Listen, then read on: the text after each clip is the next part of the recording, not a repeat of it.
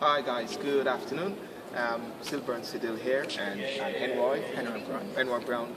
Henroy traveled from Bristol today, and of course, I traveled from Orcharios, Jamaica, from 1992, and here I am in London at the House of Commons.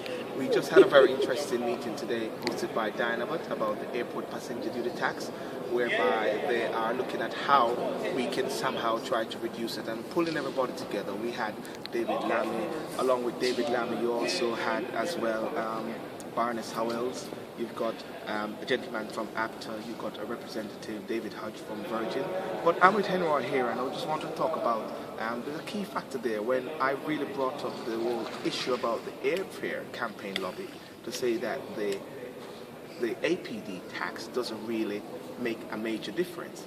Henroy, what did you think about the response when that was I think the response was somehow, from my point of view, from a politician perspective, they were happy that you say that, because the APD is something that the government wants to keep, and they want to keep this because if you realize that that is over £3 billion of their annual budget.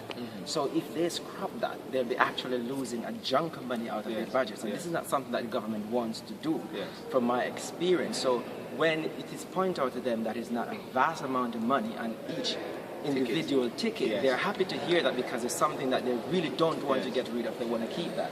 And that's one of the reasons why I really pointed out to the gentleman from Virgin. When he said there were two solutions he had. He said one solution and a second solution. And I said, you've got a third solution. Bring down your prices to a level where people can see a level of reflection of this APD. Because if prices were like £600 and now it's £1,200, £1,500. What is a meager £16, which is £83 less £67, will do for someone who's going to Jamaica? Because what they're looking for is how much the fare is, isn't it? Exactly. Well, one of the things that the gentleman from Virgin points out is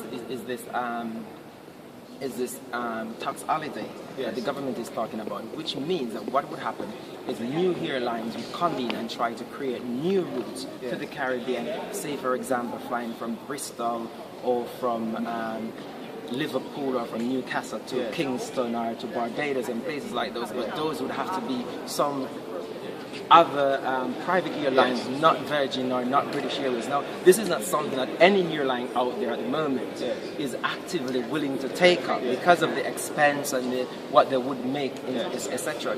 And because Virgin and British Airways is already established, and the Caribbean people like to stick to things that they're used to. So because of that, this is not something that's going to happen anytime soon.